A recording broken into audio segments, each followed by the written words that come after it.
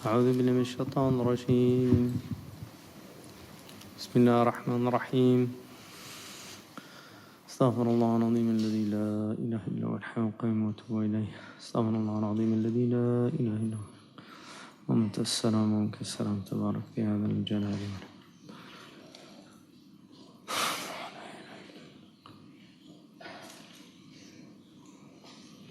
بسم الله تفضل.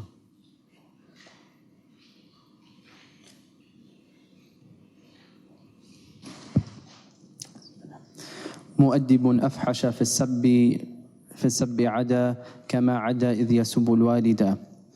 A teacher has sinned if, in disciplining his student, he exceeds the limits in his verbal censure, and he has sinned if he includes the child's parents in his attack. So, one of the prohibitions of the tongue is to, when you discipline a child, to use inappropriate words, to curse them. It's very common in cultures. In Yemen, they'll say something like, "Yishillak jinni," may a jinn kidnap you, or something like that. I mean, you get some pretty strong statements. People that deal with children on a regular basis can obviously lose their temper easily, especially if you're dealing with a large number of children, and it's very difficult to discipline them. Famous قم للمعلم وفي له تبجير كاد المعلم أن يكون رسولا. Get up for the teacher and show him respect. The teacher was almost a prophet. Somebody refuted that and said, only somebody that has never taught children could make a statement like that. He said, they're not going to get up and show you respect. They're just little monsters running around driving you mad. So to curse the children is a really bad thing. One of the nice things about certain cultures, like Moroccan culture, because they had a strong spiritual tradition there, their curses are actually du'as. So if they get really mad at the child, they'll say something, if it's not the parents, they'll say, Allah yarham waldayk, may Allah have mercy on your parents, or something like that. And that's like a curse in that culture. But in some cultures, they do say very strong things, and teachers will say that. When I was studying in one of the Arab countries, when I first went, they put me in, I think it was probably 3rd grade, because I knew very little Arabic. They put me in with all these little kids. I was with the African students in the back. And it was really interesting, because the first words that I learned were, Ya Himar, Ya Kelb, Ya Wahsh, things like those were the ones that I learned, because that's the way the teachers talk to the students.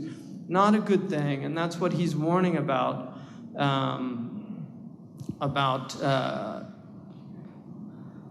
going beyond. مؤدب أفحش في السب عدا كما عدا إذا يسب الوالدة. So sometimes they'll curse the parents with the idea that it's really the parents' fault.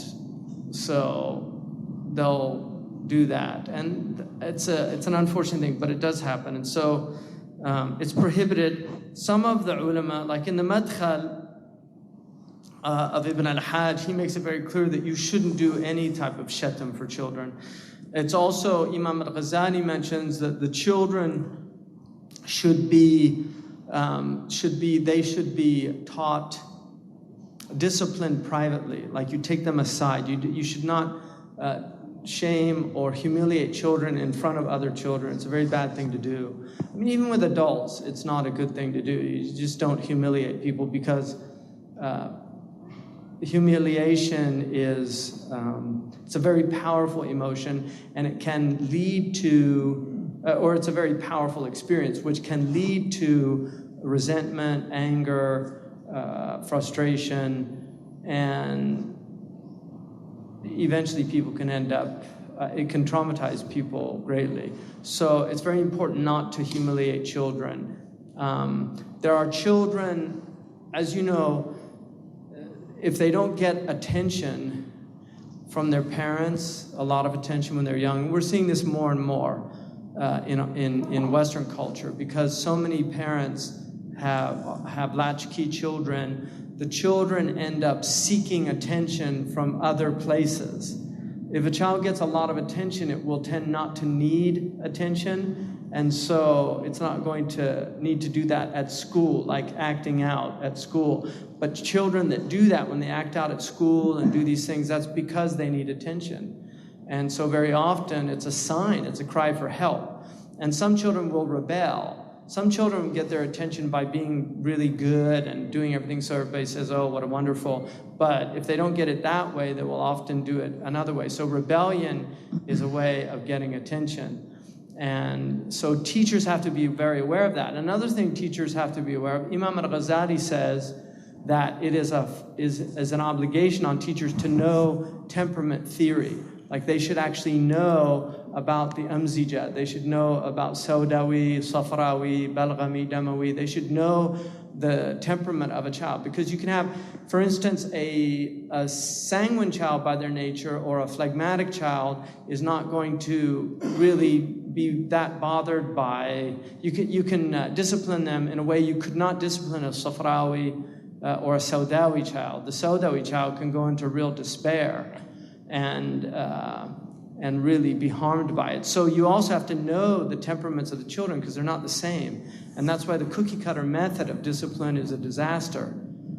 And Islam is not like that. Islam is not like statute law. It takes every individual case. The qadi has to look at every individual case specifically. So that's important. But some of the ulama said, for instance, Imam al-Banani, who was a Moroccan, he says that you can say qird to a child, that doesn't go under the idea. So it's like in the West, you say, you little monkey, get over here. It's the same idea. So you can say, ya gird, like control yourself. But to call them a dog, or to call them, a himar or something like that, the monkey is a clever animal. It's more of a, So in Chinese tradition, monkey is a very high animal. Anyway, so that's important. Then he says, تفضل. ومن يكن الخائن خصيما لخائن خصيما أمسى أثيما وغدا أثيما. So the Quran, Allah subhanahu wa ta'ala says, وَلَا تَكُنْ لِلْخَائِنِينَ خَصِيمًا. So that's right out of the Quran. Do not be an advocate for people that are treacherous. People. In other words, this is saying if you're a lawyer, you cannot defend people that are indefensible. If you know that they're wrong and you know that you cannot defend them, you have to believe that they're innocent. In order to, which makes it a problem for public advocates in the West. If somebody is working for the state and they're assigned to criminals, it creates a problem, because in Islam we have much more rigorous criteria about these things. You cannot defend the indefensible, and so that's what he's saying. Don't become an advocate for treacherous people. That also means, obviously, rulers that are oppressive. And obviously, every government, you're never going to have people happy with the government. Never. It's never existed in human history. You'll never have all the people happy with the government.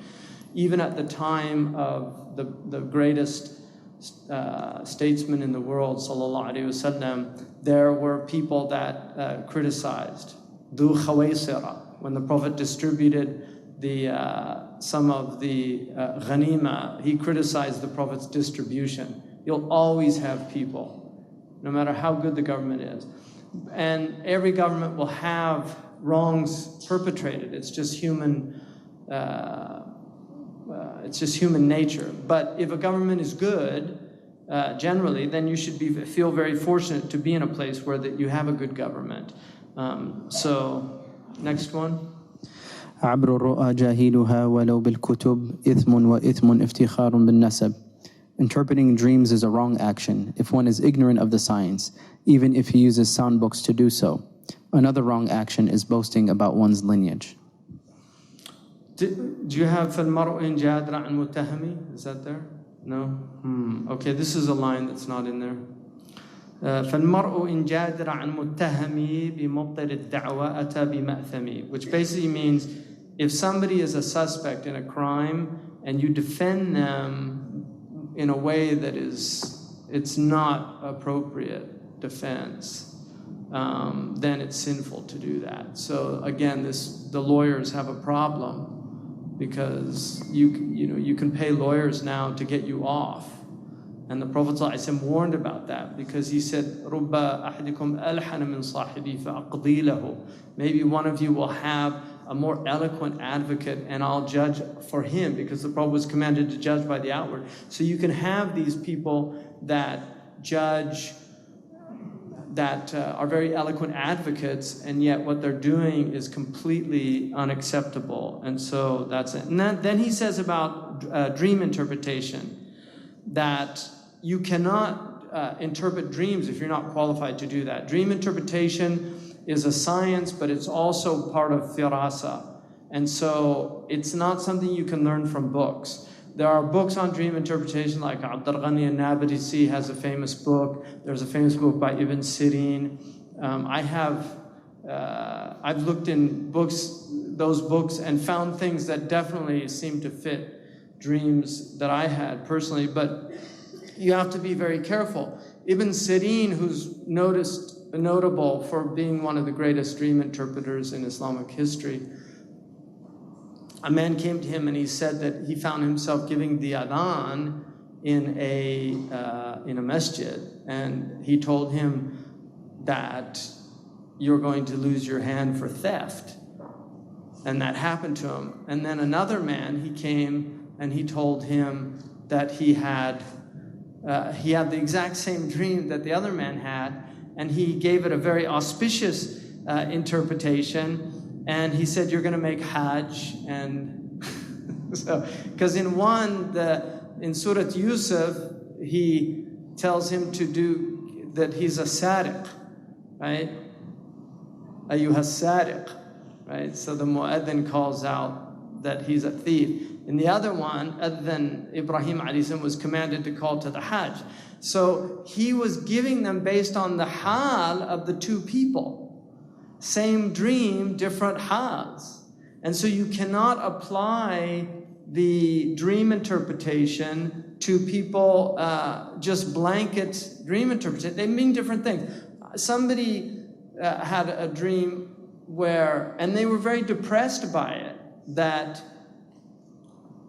they had a dream where they were told that something wasn't going to happen, but it was actually a very positive dream. They just didn't know. So sometimes you can have a dream that you can dream that you're eating pork. It actually can be a positive dream. It means you're going to get wealth, and it's not haram wealth. But so it just depends on the person and on their state. You can have dreams that also adghathul ahlam. I mean, a lot of dreams are simply the processing or filtering this, because this is mulk and the dream world is malakut. It's a different world, and the mulk is all meanings. إنما الكون معن قائمة بالصور كل من يدرك هذا كان من أهل العبر. That creation is just meaning set up in images. So whoever understands this is from the people of discernment. Well, ta'bir ibar. Ta'bir al-ru'ya is yu'abbiru. See, in Arabic, abbara, ma'bara is a bridge.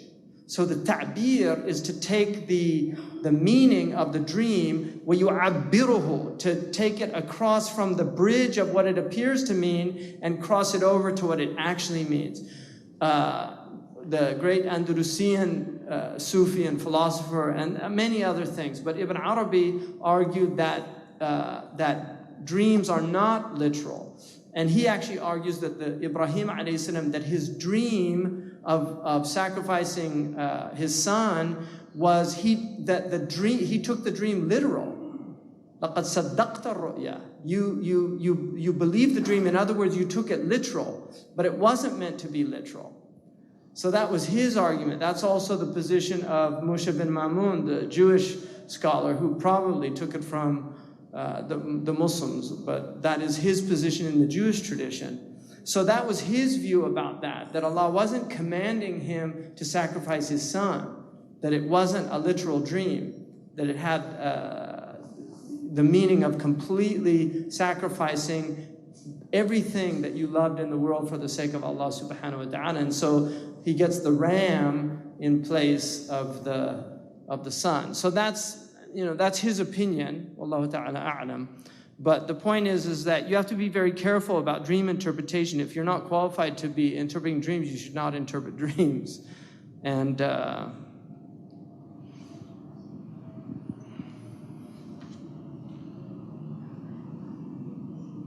then he says, وَإِثْمٌ افتخار بالنسب. It's also sinful to boast about your ancestors. And Imam Malik radiallahu anhu said it's even worse if they weren't Muslim. So to have iftikhar or boasting or pride about ancestors and to tell people about them, my kana abi, my father was so and so or such and such. Nasab is an important part of life, and hifdh al-nasab is one of the reasons why the prophets came in the first place, was to protect lineage. So lineage is important, and I don't think it's unimportant, but the science of lineage, genealogy, is a science. In one hadith it said, علم لا ينفع علمه لا ينفع وجهله لا يضر. To know it is not beneficial, and to be ignorant of it is not harmful. But there's another hadith, that تعلم الأنساب ما تصلون به أرحامكم. Learn from lineage what you're able to connect your kinship bonds. And I'll give you an example. When I was in Al-Ahsa with Shaykh Abdullah Al-Qadi, and he was an eyewitness to this as well. It actually reduced me to tears to see this. We went and met the great historian and Hanafi scholar from the Mullah family. And he was in his late 90s. Amazing memory. But there were several young men in the room, and they were all from Al-Ahsa. And he asked the first one, "Who are you?" He said, "I'm so-and-so, the son of so-and-so." And then he said, "And then who?" He said, "The son of so-and-so." He said, "Then who?" He said, "The son of so-and-so." And then he maybe went to 5 grandfathers. And then he asked the next one. He said, "Who are you?" And he said the same thing. He maybe 3 or 4. Shaykh Abdullah was one of them. He mentioned several of his grandfathers. And then he said, "You're so-and-so, the son of so-and-so, the son of so-and-so, the son of so-and-so." He took them and he said, "Your 7th grandfather was his 8th grandfather's brother." And he showed how they were cousins. And then he went to the next one. Every single person in that room was related. And they didn't even know it. And then he's quoted that hadith, "Learn lineage so that you know your religion."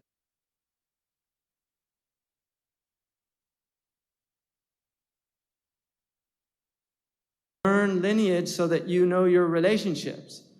So this is something Shaitan wants to remove from people so that they don't know who they are.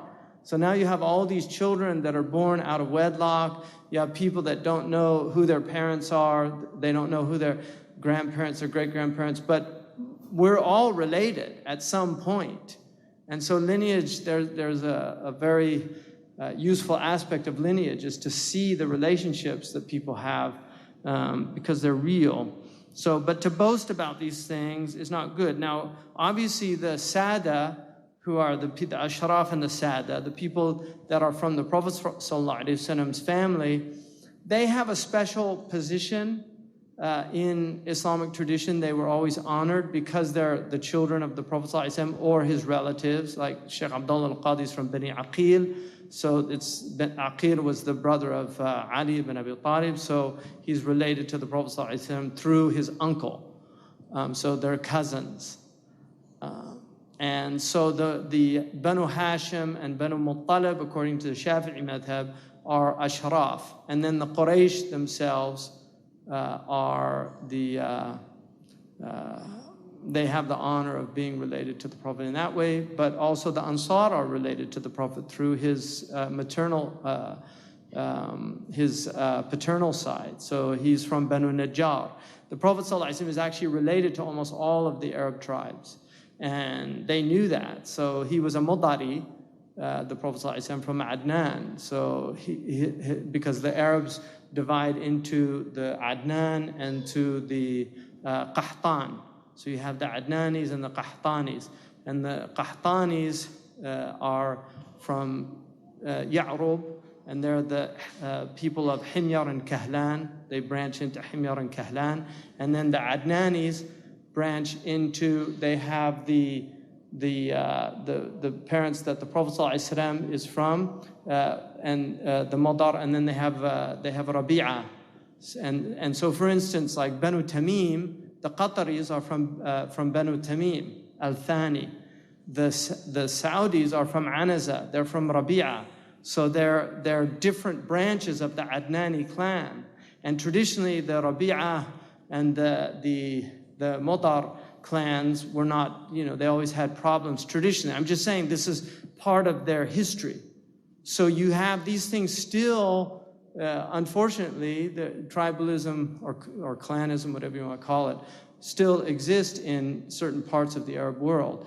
And those type things are really dangerous because, for instance, in certain places, if somebody's from a certain tribe, they're looked down on just because they're from that tribe. And that's totally against Islam, that idea. It's just anti-Islamic, that a person is, from they're lower because they're from, that's like Hinduism, where you have these caste systems and so somebody can't, they're untouchable because they're born into a certain caste. Next one. وسبه من سبه بأكثر من عدوه أو بدمان مفترى فالذنب بالآخر لا يقابل كما عن ابن العربي نقلوا. If one is cursed and he curses back with remarks incommensurate with the original wrong or slights him with some untrue blemish, he has wronged.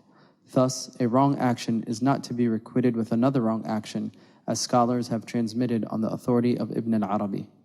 So this is, وَسَبُّهُ مَنْ سَبَّهُ بِأَكْثَرَ مِنْ عَدُوهِ أَوْ بِدَمٍ الْمُفْتَرَى means that if somebody curses you, then you actually, by Sharia, it's like a qisas, you can curse them back.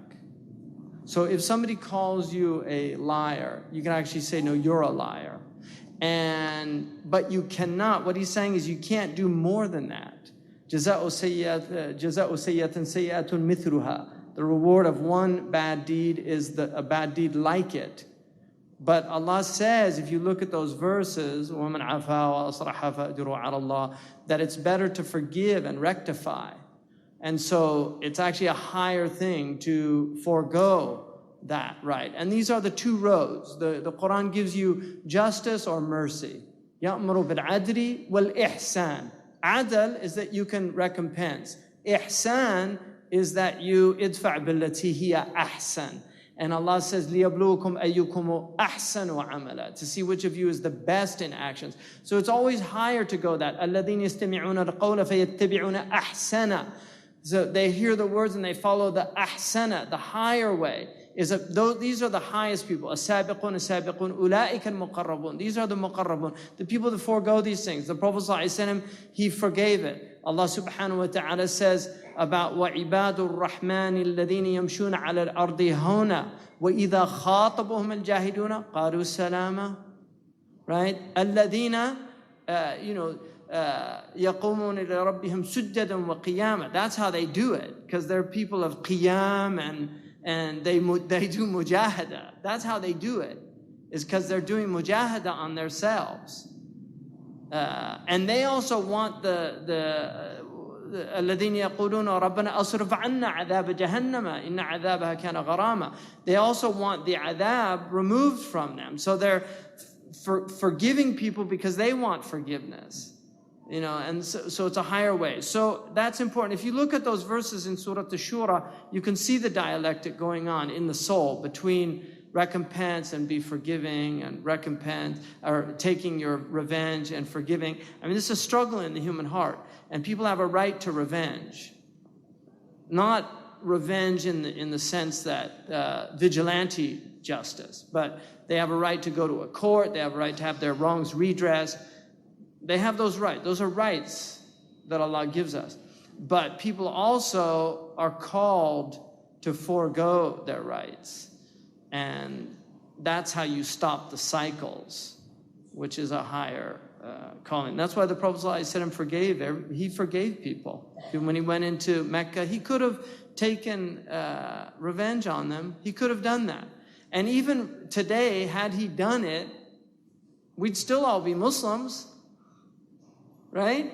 Seriously, had he gone in and taken them all to account for all those wrongs that they did all those years, everybody would have said he was being just, and Allah said, يَأْمُرُ بِالْعَدْلِ. But he didn't. He forgave them. And that's what inspires people. That's what elevates people. It's not justice. Justice just expected. It's always the scandal of no justice that troubles us. But when people forgive, that's what affects people. That's what overwhelms people. They're overwhelmed by the capacity for people to forgive. And so, if somebody curses you, but then he's saying you can't, if they say, ya kalb, you can't say ya khanzir, right? The khanzir is worse than the dog. There's Abu Ma'an Ma'arri. He was blind, brilliant linguist and literary scholar. But he bumped into somebody in the souk, and the man said, Ya kalb, Khalli balik, watch out. And Abu Alan Ma'arri said, الكلب من لا يحفظ 50 اسما للكلب. The real dog is the one that doesn't know 50 names for dog. So Imam Suyuti came later and he wrote a book, Atabarri min Sibab al-Ma'arri, getting out of Ma'arri's curse. So he wrote a book with 50 names of the dog, so you could memorize it and not be a dog. So if somebody says dog, don't say khinzir. You can say dog. Bal anta al-kalb. You can say that. It's better not to, especially if they're bigger than you.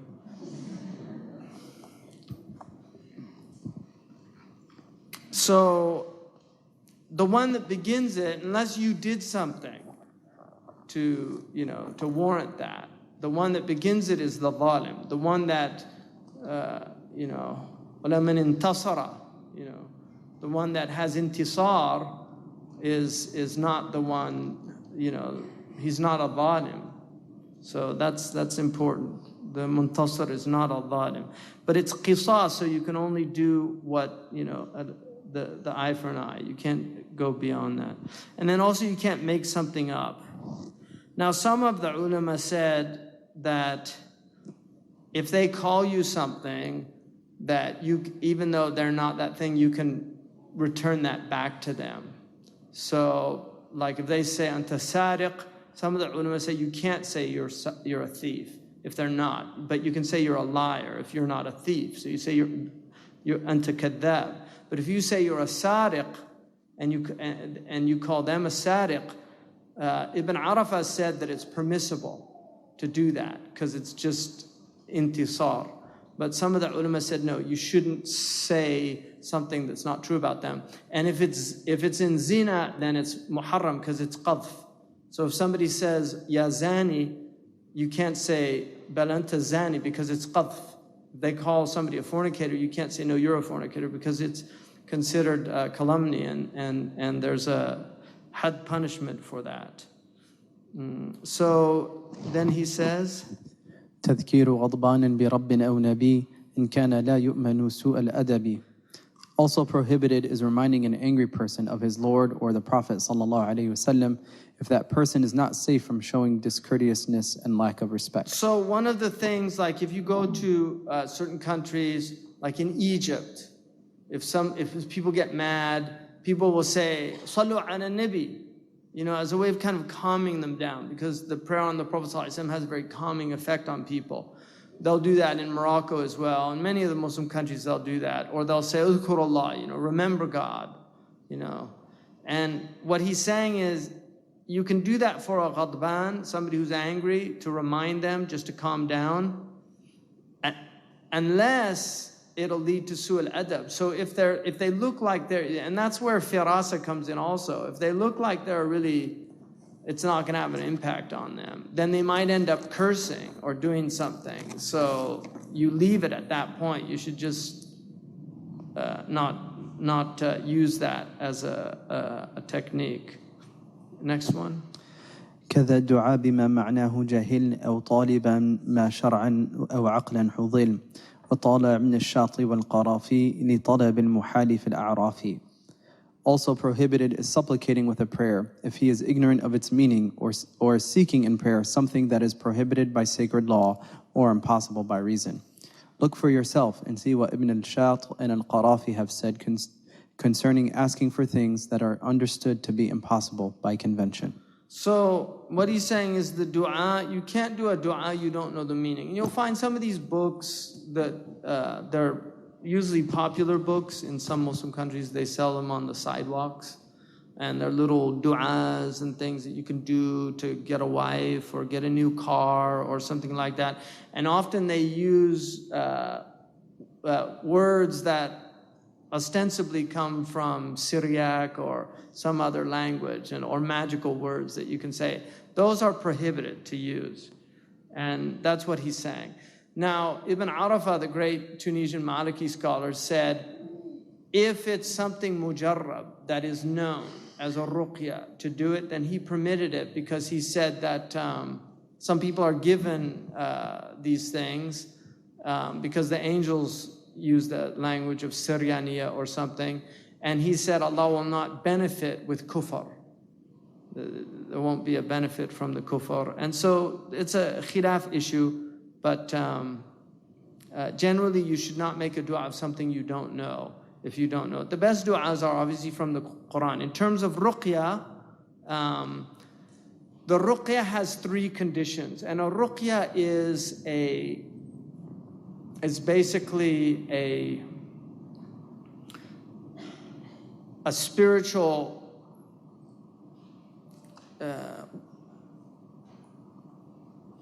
effect when you use certain words, like al-Fatiha is a rakia. If you use the Fatiha, that it will have an effect on the person. The Prophet ﷺ said, al-Fatihatu is shifa'un min kulli da. It's a cure for every disease. Aw kama qal. I mean, that's related in the books, that the Fatiha is a cure for every disease. And in the famous hadith where the man recited the Fatiha and he took a reward for it after the man got well, they came to the Prophet, they asked him about it, and he said, who taught you that the Fatiha was a ruqya? So he was acknowledging that it was. It is permissible to take money for ruqya with the condition that you don't stipulate it before the ruqya, and that the person gets well immediately after the ruqya. So somebody, if he gives a ruqya and the person gets well immediately, then if they offer money, you can take that money. If not, then you can't take the money. And you can't stipulate. Some people sell these things, like the hijabs and things you buy, and if you go to certain Muslim countries, they have sheikhs that write things and then they sell them. All of that's prohibited to do. You can't do that. It has to be done. And so the condition is that it's with the kalam Allah, or the words of the Prophet ﷺ, or his names and his attributes. So you have to use like Ya Shafi, Ya Kafi, Ashfi, Wakfi, using the name of Shifa, Ya Shafi, Ashfi, Mardana, something like that. And then it also has to be in Arabic, or if it's a translation, it has to be understood. So you can do it in translation, but you should do it in a way that's understandable, so that you know what you're saying.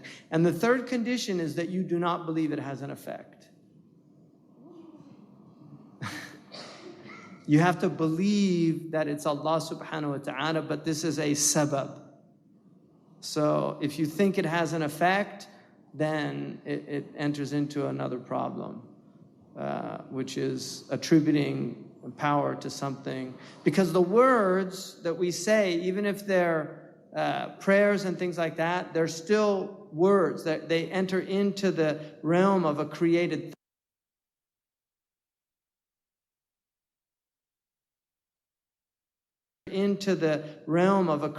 thing. If I articulate a name, even though it's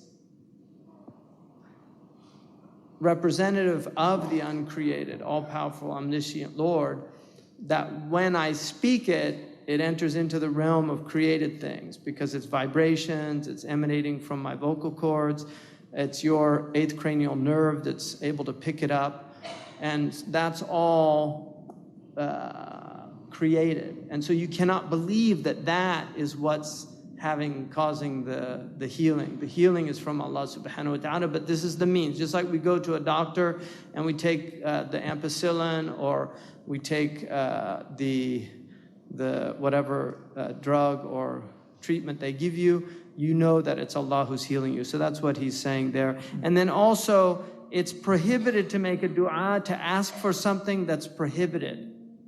Like, oh Allah, give me a wine that doesn't give me a hangover in the morning. You can't ask for something that is prohibited. And then he says also, something that asking Allah subhanahu wa ta'ala, like to put you in 2 places at one time. Something like that. And then he says, look at what Ibn Shat and Imam al-Qarafi say. Imam al-Qarafi wrote a very important book called Al-Furuq. He was he wrote several books, but that's it's probably his greatest contribution to Islamic tradition.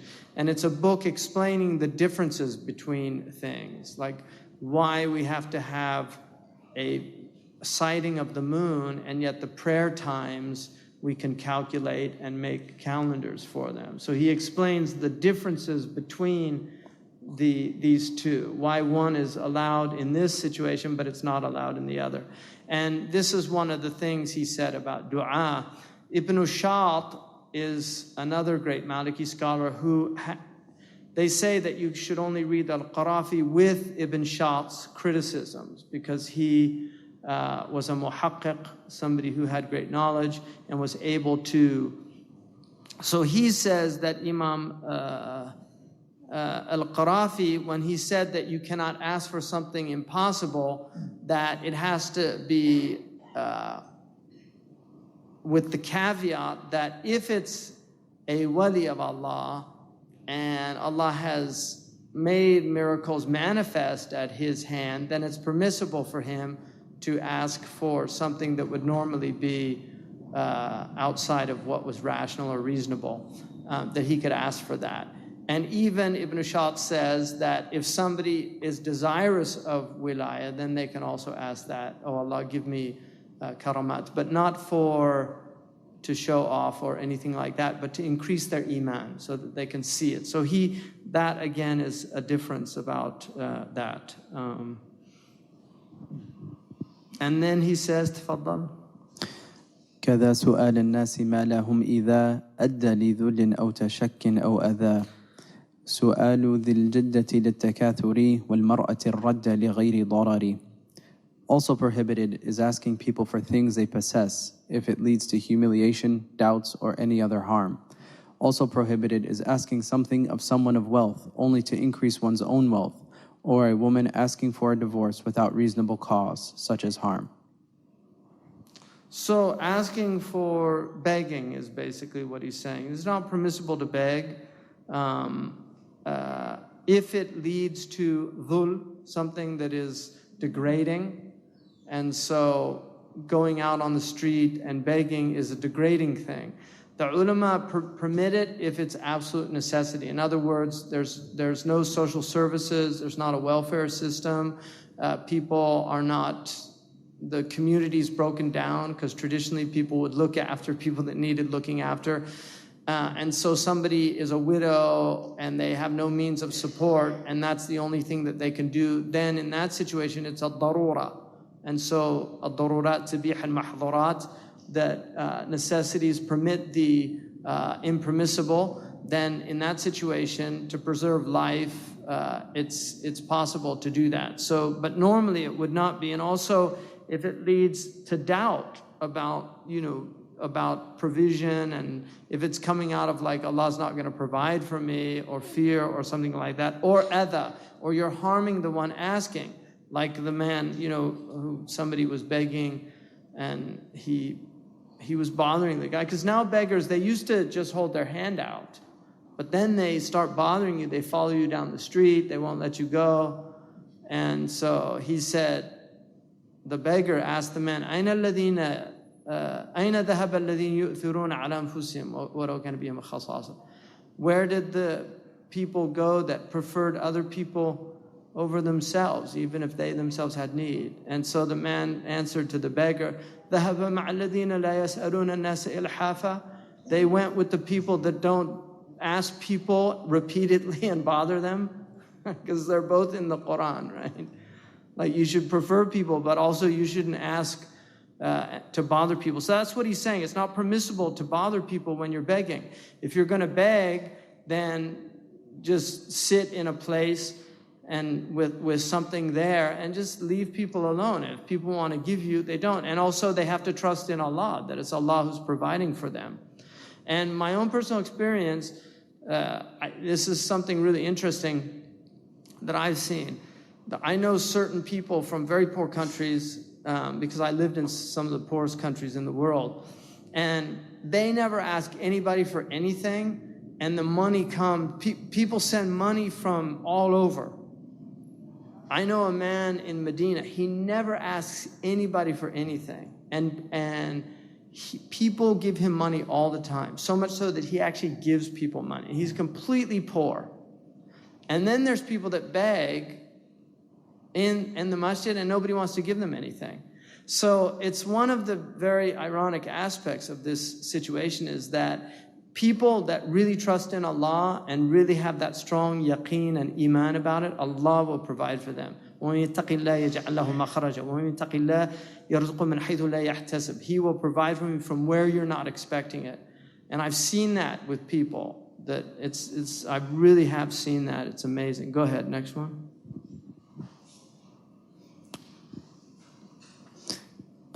الإكثار من مسألة الإنسان عن حاله عده من ذا الشان. Hold on. Yeah. I didn't finish that. So also, it's not permissible to, once you have enough, you can't keep asking to get more, right? Or to go to somebody who's wealthy just to get some of their wealth. And people do that. They see somebody who's rich.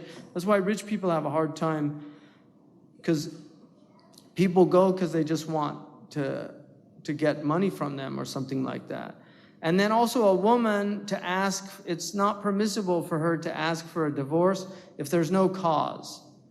And the Prophet ﷺ warned about that. If a woman who asks a divorce and there's no harm or anything like that, the Prophet ﷺ said that she won't get the scent of paradise. فَحَرَامٌ عَلَيْهَا رَائِحَةُ الْجَنَّةِ, that the scent of paradise. I mean, some of the ulama talk that on Yawm al-Qiyamah there's a scent that the believers will smell while they're waiting from paradise, and they'll be the only ones that smell that. And so it doesn't mean that they can't get into paradise, but they won't get that scent. But what that hadith also proves, according to the ulama, is that she has a right to ask for divorce if there's darar, if there's harm.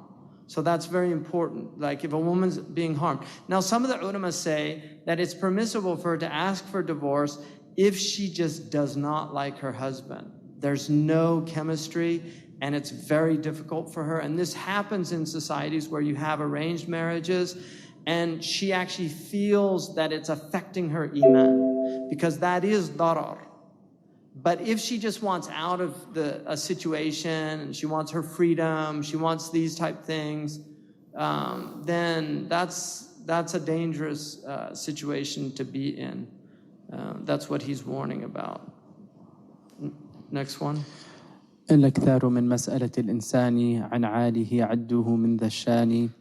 Our scholars have also deemed relentless questioning of a man about his condition from among these prohibited matters. So this is about just asking people things. You know, you can get into trouble asking people, so how you doing? Oh, really? How'd that business venture go? And this and that. That, you know, if you keep bothering people, you put them into difficult situations. They might lie because they just don't want to be asked. So the best thing to do is, you know, if you have good friends and you share things, then that's fine. But for other people, and you're not supposed to, even if you go into a house, you're not actually supposed to look around at people's possessions and things like that, or look at their books. You know, people just go right to the bookshelf and start looking at the books, you know. I mean, that's like getting into the heart of somebody. Like, for me personally, you look at my books, you're looking into my soul, right? So it's a personal thing. People have a right to those privacies. One of the good things about Jama'at Tabligh is when they go out, they tell them, when you go into the house, don't look around, because they're following that sunnah of not looking, and don't be curious about things. Oh, how much was that? Or do you own this house, or do you have a mortgage? You know, just leave people alone. And also asking about people is a really, Sidi Ahmed Zarruq says the most dangerous thing that you will say is how's so-and-so, because it opens the door of ghiba, right? And people are always curious. Oh, what's he up to? Oh, he's looking a little long in the tooth lately. Have you seen him? You know, and they start, you know, just talking about these things, and oh, you know, about those glasses. Next one. كذا سؤال الغيب ممن يكهن كذا يكهن ممن يكهن كذا تمده كذا التولن. So these are asking about unseen matters from people, kahana and irafa. You know, kahana and kihana is also there, and the irafa. So the kahin, which is probably related to Cohen. The Cohen, this was a priestly class in the Jewish tradition, but the kahin is the one who, it's what we would call today a psychic. It's people that, not a psychic, a fortune teller. The kahin tells you about the future. The arraf tells you about the past. So they're more psychic people. Even in Western countries, the police use these people. So you have psychics that are actually employed by police. And the reason for that is because they're right sometimes. And that's why the ulama say it's prohibited to listen to them, because they actually will give you accurate information sometimes. And because some of this stuff is from the unseen, that the jinn used to listen to news and they had it, so they would tell these people, and some of them they get these jinn that talk to them and tell them things. And so they know certain things. So they will say, oh, the thing is in such and such a place. And then they go there and they find the thing in that place. But the reason that it's prohibited is because of the danger of it, the overall danger. And this is an example where even if there's benefit, because Aisha said to the Prophet, sometimes what they say is true. And he said, the Prophet acknowledged that.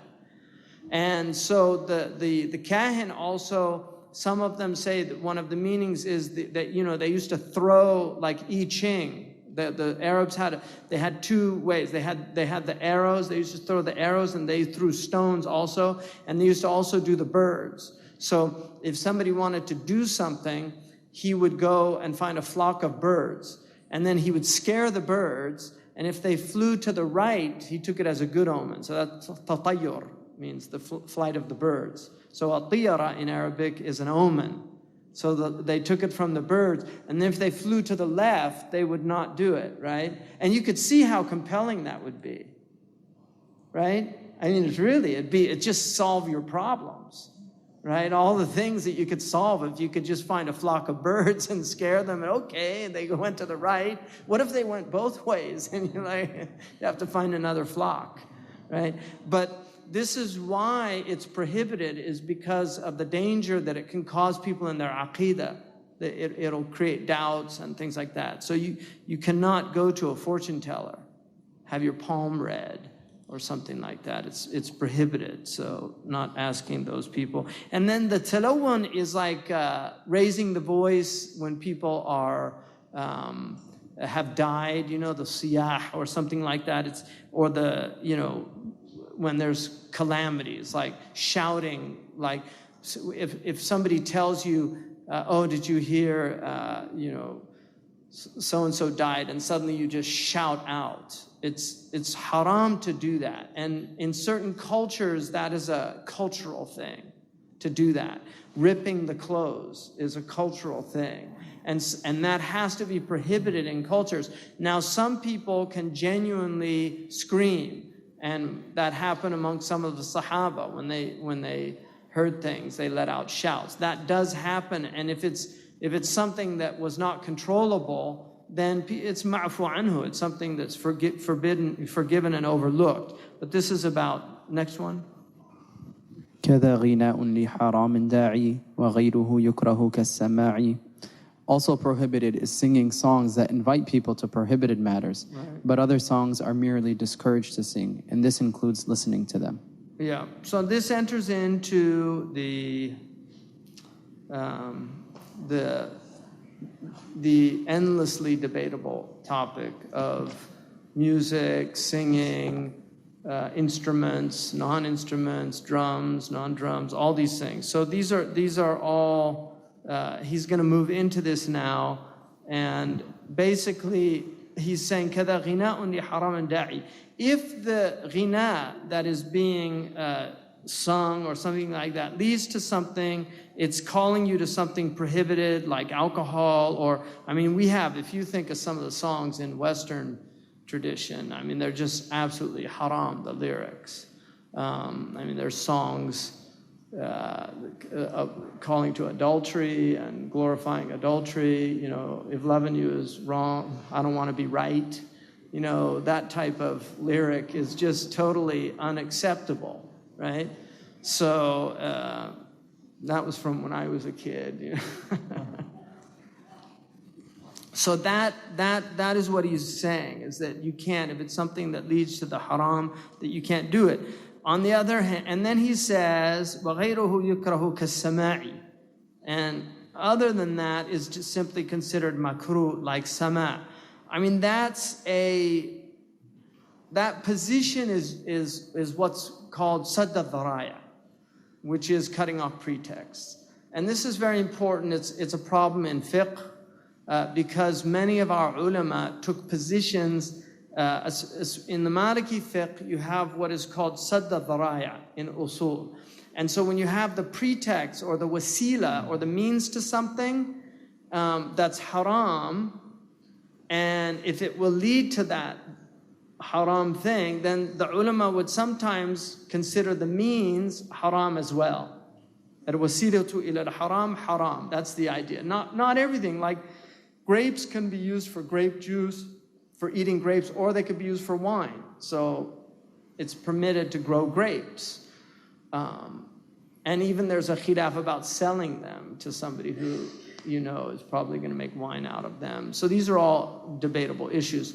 But the idea of singing has, you know, it's part of culture and tradition. And the ulama prohibited, the ones that did prohibit it, they did so for this reason. And this is why there's a difference between what's considered haram tahrim al-wasail or haram tahrim al-dhat or al-dhawat. Something is haram because of the wasail, and another thing is haram because of the thing in and of itself. So for instance, alcohol is haram in and of itself. It's haram. Khalwa is haram not in and of itself, because people, see, if you drink alcohol, you're going to get drunk if you keep drinking it. Whereas with khalwa, somebody could be alone with a person who's not a mahram of the opposite sex and nothing happens.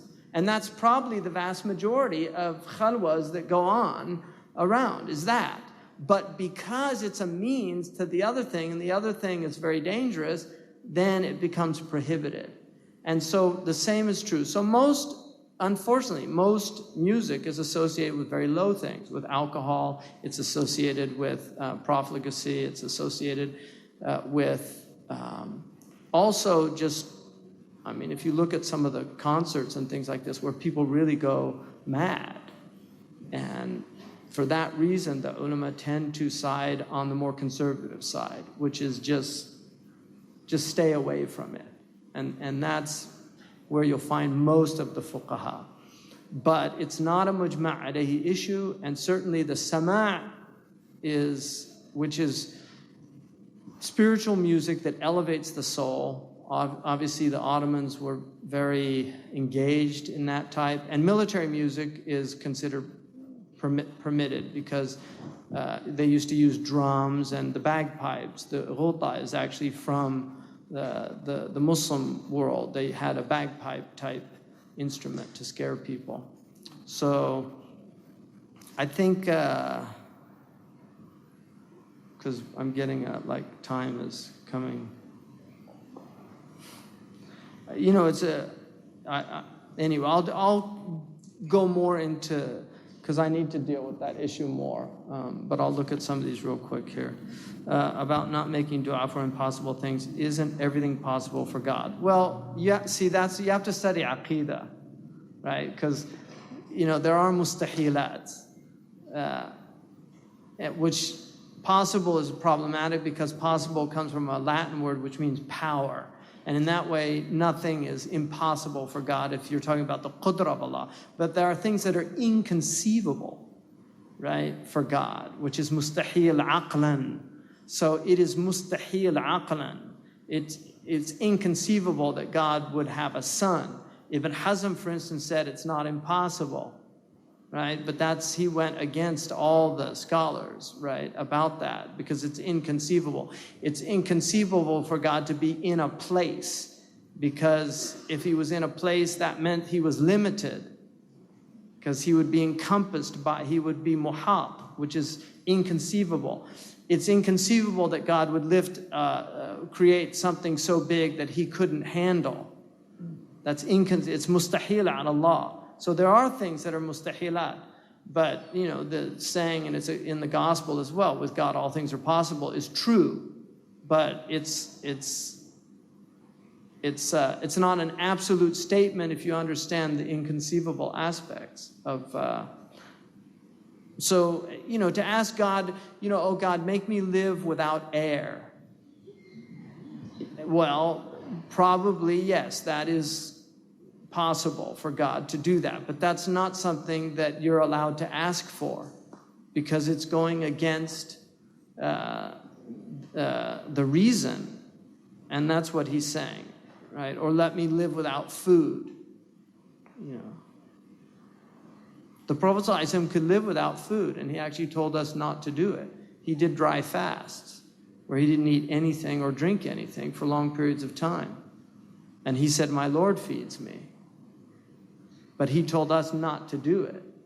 So that's a karama, a mu'jiza of the Prophet ﷺ, but we can't do that. I mean, the Prophet ﷺ had the strength of 40 men. So, can you comment on the difference between predicting the future versus predicting prayer times or other significant days? Yeah, that's a good point. You know, some of the ulama were actually opposed to that for that reason. But generally, because it goes under the ada, but even it's you know, this idea that we can predict you know, Ramadan. I mean, if you really study the issue, Allah has made Yom Shak is a day, and to eliminate the day of doubt is to eliminate a day that the Prophet ﷺ actually asserted existed, because he said, "Man yasumu Yom Shak faqad asa Abul Qasim." Whoever fasts on the day of doubt, he has disobeyed Abul Qasim. So for people now to say, oh, we can predict it with perfect accuracy when Ramadan is going to begin, they're saying that there's no more day of doubt. And if you go on NASA's website, they say it is impossible in the first 24 hours to predict an appearance of the moon. I mean, that's the height of their material sciences. Because and this is about physical eye appearance, because there are too many variables. It depends on how far the moon is away from the earth. It depends on where you are on the planet. It depends on atmospheric conditions. There's all these variables. And so there will always be in that first 24 hours doubt. And that's a miracle of the Prophet ﷺ. So this idea that we can predict the moon when it, you can predict its astronomical birth, undeniably. But they could do that 3,000 years ago. We don't need modern science to predict. They predicted eclipses. The Greeks, 2,500 years ago, were predicting eclipses. It's not new science. I mean, obviously, it's gotten very advanced, undeniably, but the naked eye sighting, they cannot determine that. Even they admit that. So it's not really predicting the future, but it's acknowledging that there are sunan of Allah subhanahu wa ta'ala, because Allah وَجَعَلْنَا الشَّمْسَ وَالْقَمَرَ بِحُسْبَانٍ. We put the sun and the moon in an exact reckoning. And for that reason, it is permissible to determine the prayer times, because they do fall into very exact timings. But you have to do it properly. You have to know ilm al-tawqeed. Unfortunately, a lot of the prayer calendars use a NASA program. And so you're getting averages. So you have to be careful about dhuhr in particular in your own local areas, because dhuhr actually could be inaccurate on prayer calendars. And I've seen this myself. So just because the calendar says, I was once in a masjid, this is a true story. And I saw the sun hadn't yet sunk on the horizon, and I went in the masjid and they were doing the adhan for Maghrib. And I told them, it's not Maghrib, the sun's on the, and they said, the schedule says it's Maghrib. And I said, let's go outside. They wouldn't go outside. Wallahi alladhi la ilaha illahu. They wouldn't go outside. They said, the schedule says it's Maghrib. I said, my eyes telling me it's not Maghrib yet. Just go outside. I felt like Galileo when he showed the craters on the moon with his telescope, and all the church fathers looked in and they saw the craters, and they said, well, if Aristotle hadn't have said otherwise, we would have to admit this is true, but it's not true, because our eyes must be playing tricks on us. I mean, this is the type of madness that people get into.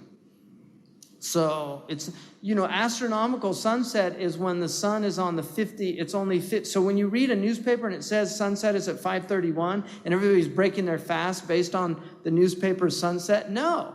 That sunset still has a couple of minutes to go, because they're basing it on astronomical sunset. And then they're also basing it on a standard, because, we owe it to the English.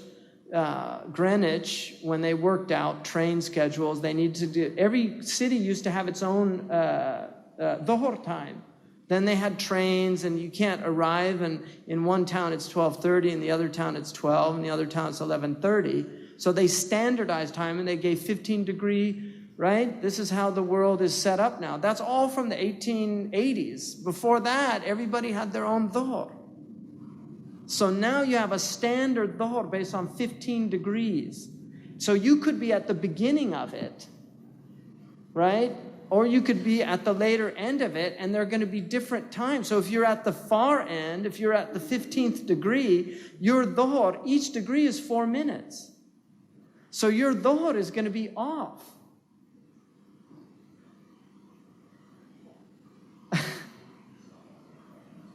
Yeah, no, exactly. Thank you. It's amazing, and nobody seems to be bothered by this stuff. And then they call you a fanatic. Well, what's your problem? Ya akhi, la harakan mutanatti'un. They perish those who delve too deeply into things. What are you talking about? Inna salata kanat 'ala al-mu'minina kitaban mawquta. Prayer is fixed times. Shaykh Sadiq al-Ghiryani in Libya, he wrote this in his book, and he told me this. The prayer times in Libya were off. He took a group into the Sahara on the same longitudinal line and waited to see, and they were off by like half an hour.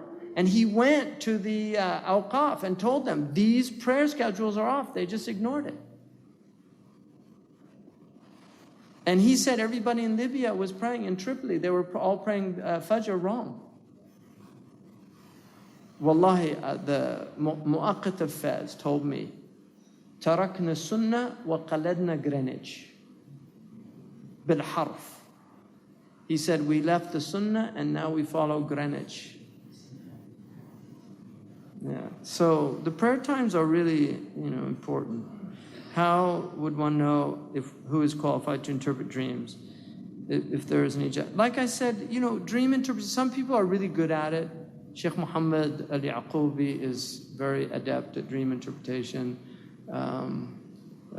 Habib Ali is very good at dream interpretation. There's people that just have that gift. I knew one Mauritanian, he was amazing. Just yu'abbiru.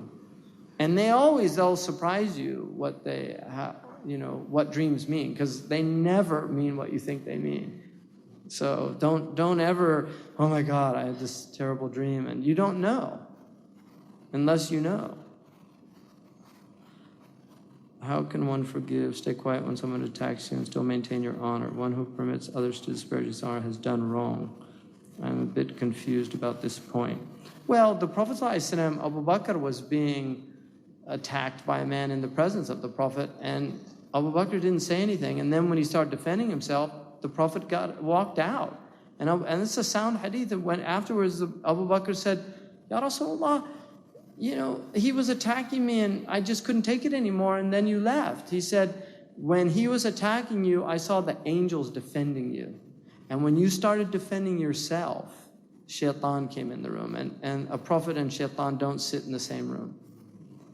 So he left. So, if it's something to do with qadf or something that will affect your business or something like that, then it's something really that you have every right and should do something about. The Prophet ﷺ also said that people that defend the honor of their brother Muslim, Allah subhanahu wa ta'ala will save them from the fire in the akhirah. So it's important for Muslims to defend other Muslims. Can you recommend a book about the way of bringing up children according to Islam? Well, we need to get better material. There's some good books.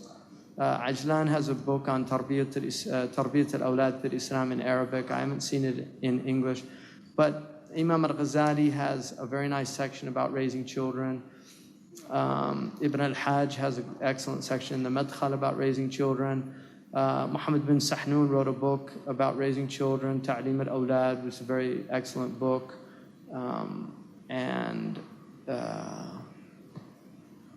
So we have a lot of in our tradition, but in the West we need to be working more on this.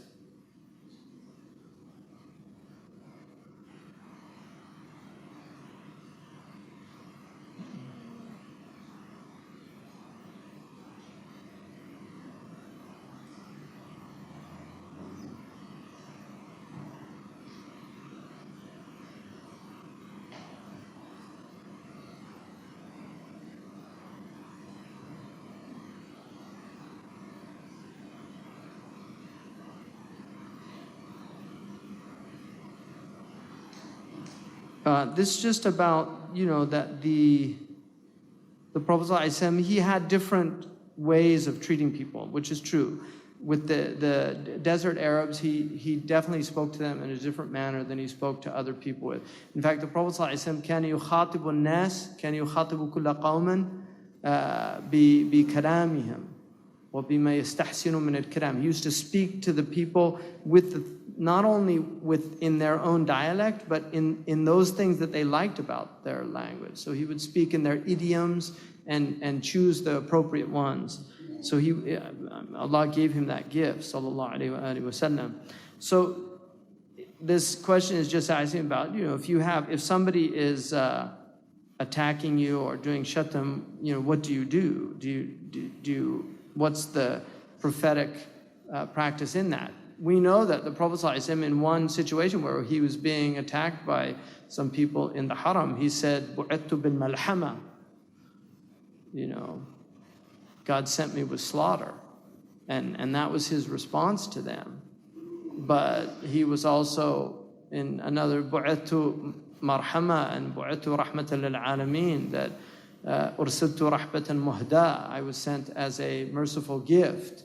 So that was in a certain situation. The Prophet ﷺ also, there are hadiths where he got angry and he said things, and the Prophet said that the angels, that if he said a curse, the angels would replace it with a dua for the person. Sallallahu Alaihi Wasallam.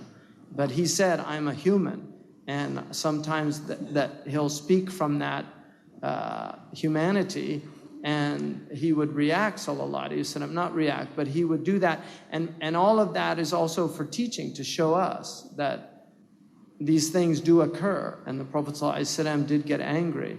And so it's a human thing to get angry. People get angry, they lose their temper. He said, Al-hiddatu ta'tari khiyara ummati. The harshness will come to even the best of my community. You can get upset. So it's not an imperfection in that sense. It's just a kataba alayka al-bashariyya. Allah has decreed for us that we're human, and we can't get out of that humanity. So to be perfect in your character, even though the Prophet ﷺ had perfect character, but that perfection, part of that perfection, even in the insan al-kamil, is that he has his bashariyah with him always. And so the Prophet ﷺ, in certain situations he did. He could say something strong as a medicine at that time. And so it just depends on situations, and that's hikmah. Hikmah is a very nebulous concept, because what's appropriate in one situation is totally inappropriate in another situation. Are dreams of the Prophet ﷺ interpretable? Are they taken as they are? The Prophet ﷺ, they're definitely interpretation. I mean, the Prophet ﷺ, there's a khilaf. Ibn Sirin was of the opinion that if it didn't fit the Prophet ﷺ's form, even though you think it's the Prophet, it wasn't the Prophet. Other dream interpreters say, no, it is always the Prophet, but if there's something that doesn't fit, like for instance, somebody I know, very pious person, but he had a dream where the Prophet ﷺ came to him without a beard, and he was very surprised by it. But he didn't have a beard, and the Prophet ﷺ said, al-mu'min mir'atul mu'min. So the believer will reflect the believer to show you what's wrong. And so I told him that you need to grow your beard. And he grew his beard after that. Like immediately. I don't think he shaved after that. So that is an example where the Prophet ﷺ was showing him something. And I know somebody came to me once and I knew that they really weren't. It just didn't make sense that they would see the Prophet ﷺ because of their state. But they said, they saw the Prophet ﷺ. I said, are you a descendant of the Prophet ﷺ? And they was like, surprised, yes. How'd you know that? And I knew that because I knew that he would only come to that person if they were related to him. Really. Because that's just a gift for the Ahl al-Bayt, that even if they're not really practicing Muslims, the Prophet ﷺ, the first people he intercedes for are his family. So he definitely has, and the first people he called to Islam were his family. And so they get things that other people, that's fadlullah, yutihi man yasha. Could one ask God for the love of a member of the opposite sex, keeping in mind that marriage is the goal? Yeah, good question. I wouldn't do that. I know somebody that I think they recited Yasin 400 times to get a woman to fall in love with him, and she ended up falling in love with him, and their marriage was a disaster. So watch out what you ask for. Yeah, just do istikhara. Let people fall in love naturally. I mean, if you need God to get them to fall in love with you like that, maybe that's not the right person that you should be marrying, because that's a very natural thing that Allah will do anyway. You shouldn't need to have that kind of direct intercession. Mughith and Barira, the story in Sahih al-Bukhari. Mughith loved this woman, Barira, intensely. And she wouldn't marry, she got freed, and then, he was still in bondage. So he wanted her as his wife, and she wouldn't consider it. And he used to follow her around, begging her. And the Prophet had actually heard him to see the state of Mughith. So he went to Barira, and he said, won't you marry Mughith? And she said, هذا أمر أو شفاعة. Is this a command or is this intercession? And the Prophet said, بل شفاعة. It's just intercession. And she said, إذن لا حاجة لي فيه. Then I have no need for him. I don't have any want for him. Right when she said that, Mughith lost all his interest in her. And she fell in love with Mughith. Because he saw that if she would refuse the intercession of the one that God would not refuse his intercession, he just did not want that woman as his wife. And that's why the Prophet said to Abbas, isn't it, ألا تعجبون من حبي مغيث لبريرة وبغضي بريرة لمغيث? Isn't that strange how Mughith loves Barira and Barira doesn't love? And Ibn Abi Jamrah says that he was pointing out the unrequited love is such a strange thing. It's something to really wonder at, how one person could love one and they don't reciprocate that love. So to have love that's mutual is a great blessing from Allah.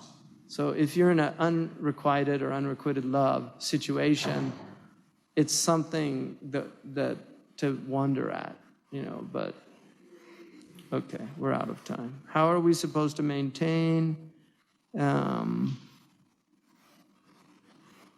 استعينوا على قضاء حوائجكم بالكتمان,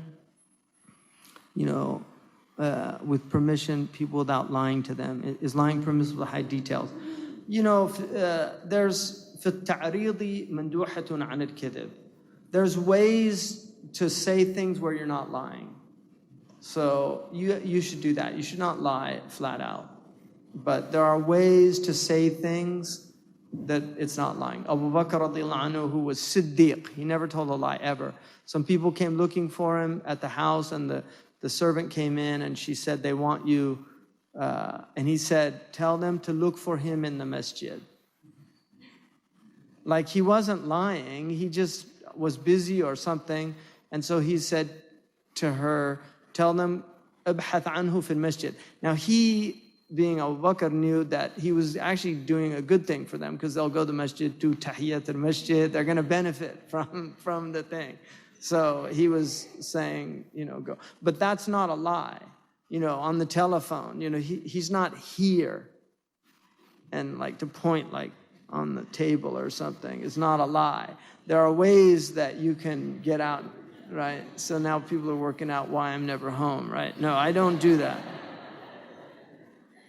Are there not circumstances where begging is excusable, such as when one does it as a spiritual exercise?